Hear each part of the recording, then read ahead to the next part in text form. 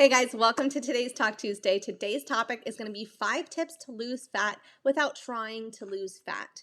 Now, the reason I say trying to lose fat is oftentimes when we try to lose weight or we're starting our weight loss journey, we often think that we need to cut our calories in half to the point where we're pretty much starving ourselves, going to bed hungry every night.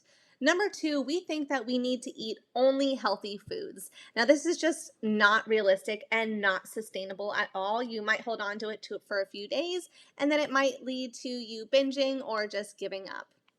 Number 3, we think that we need to do tons of cardio to the point where we're running every day for an hour, 7 days a week, and that's also unsustainable. Most of us don't enjoy it either. So that's what we don't need to do. I'm going to give you some tips on what you can do that's not to the extreme. But I do want to mention there's a difference between fat loss and weight loss. Many times when we're heavier, we'll say that we don't care, we just want to lose the weight. And there's a problem with that because when we're losing weight, it's a combination of both fat and muscle tissue. Now, when we're losing weight, we're losing that muscle tissue, and as we're losing that muscle tissue, our metabolism is also going down with it because the more muscle mass we have on us, the faster our metabolism because that muscle takes calories to sustain. So it's going to get to a point if we're on our weight loss journey and we're just focused on losing weight, we don't care, we don't keep our protein high, we just want to see the pounds go down on the scale.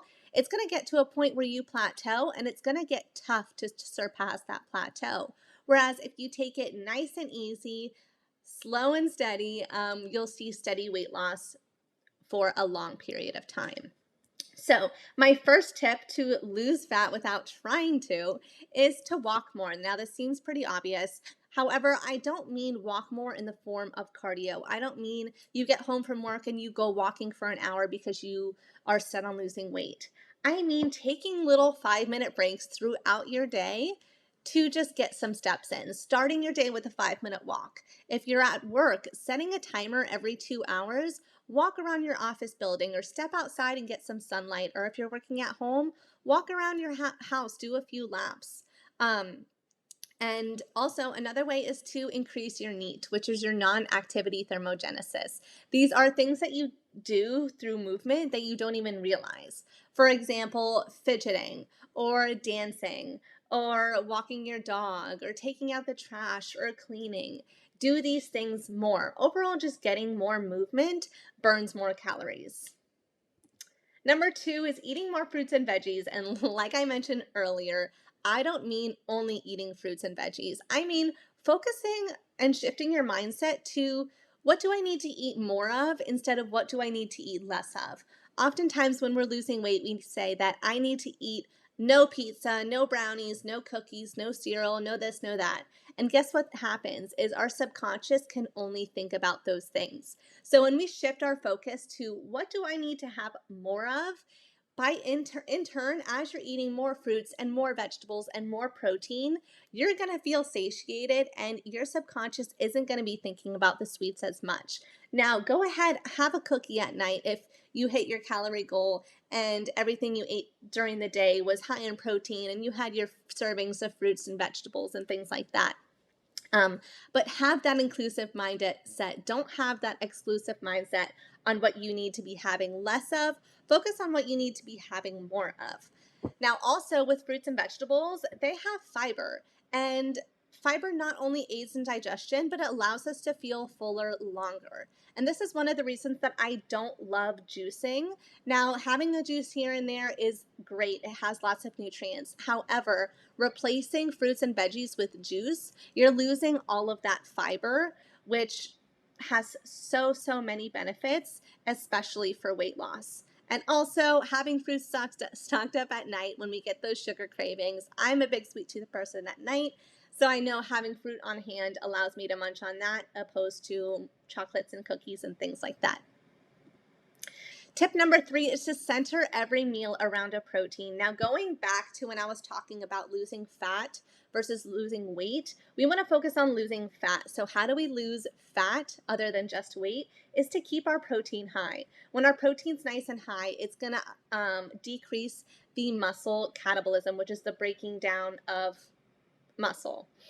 So Protein also has the highest thermic effect of food, which means that protein, out of protein, carbs, and fats, protein takes the most calories and energy to digest and break down. So simply by upping your protein dose every day, you're burning more calories, which is amazing.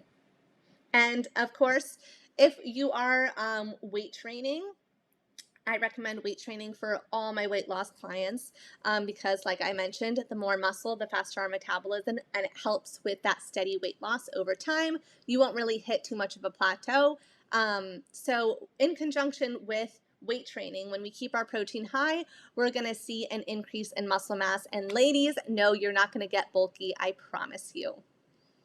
So yeah, the more muscle we have, the more calories we burn at rest. So you can simply lay on the couch as you are now, versus if you lay on the couch all day with more muscle mass on you, you're going to burn more calories with more muscle mass on you just by doing absolutely nothing. So tip number 4 is to drink more water. Now, drinking more water will allow you to feel hydrated. I guarantee you're not drinking enough water. But sometimes we crave food, especially sweets, when we're dehydrated, and we think that it's our cravings. We think that we're hungry, but in turn, all we needed was water. So drink a glass of water before and during your meals. This is going to help you feel more satiated, and it also aids in digestion. And my last tip is tip number 5 is to meditate, do yoga, or de-stress. Find something that allows you to de-stress. So when we're stressed, our body releases a hormone known as cortisol. And cortisol stimulates fat and carbohydrate metabolism, creating this energy surge in your body. Now, this is good for when we need it and we need that adrenaline, but most of the time when we're stressed, we don't need it, and it's just causing weight gain. Pretty much our body is made to protect us, so it's going to focus on reducing that stress first before anything else, before prioritizing digesting your food, before anything else. It's going to focus on reducing your stress. So also cortisol increases your appetite and causes these cravings for sweet, fatty, and salty foods. So another reason why we want to de-stress. So find something that you enjoy that allows you to de-stress. Some people I love meditation. First thing when I wake up, a quick 5-minute meditation. I love yoga, just things like that. It looks different for everyone. And I have a bonus for you. Number 6 is to practice mindful eating. So if you made it this long, thank you.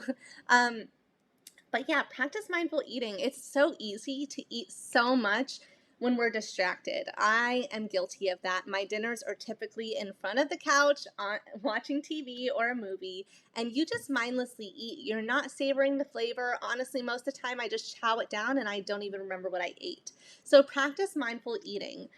So get rid of the distractions. Afterwards, go watch a TV show or a movie. But while you're eating, sit down, no distractions, maybe talk with your partner, whatever it is. Take small bites and savor the flavor of each bite. What are you really tasting? Because most likely each bite's a little bit different. Also, chew your food thoroughly. This also aids in digestion. And check in with yourself every few minutes. How are you feeling? Are you feeling more full? Are you exceeding your fullness? And stop when you're about 80% full. So as for a summary, number 1, walk more. I say shoot for about 6,000 to 10,000 steps a day. If you have an Apple Watch or a Fitbit, those automatically calculate. If you have an iPhone too, those calculate too. The only thing is oftentimes it's inaccurate because we're walking around without our phone. But if you don't have an Apple Watch or a Fitbit, track it on your phone and just try to carry your phone everywhere you go. Number 2 is eat more fruits and veggies, not only fruits and veggies, but focus on that inclusive mindset versus that exclusive mindset. What foods do you need to eat more of? More fruits, more veggies, more protein, more nuts and seeds, things like that. Number 3 is center each meal around a protein, again, keeping the protein high, allowing for fat loss rather than weight loss. You'll thank me in the long term. Number 4 is drinking more water. This will aid in digestion, allow you to feel satiated and more full throughout the day, and reduce those cravings when we crave those sugary, fatty foods when all we needed was to hydrate. Number 5 is to find a way to de-stress, whether that looks like meditation or yoga. Find something that is your outlet. And number 6 is to practice mindful eating, taking breaks, thoroughly enjoying your food, chewing it, and savoring every flavor. So yeah, thank you guys for watching, and let me know if you have any topics that you want me to cover for the weeks to come. But I hope you all have a great week, and I'll see you next week.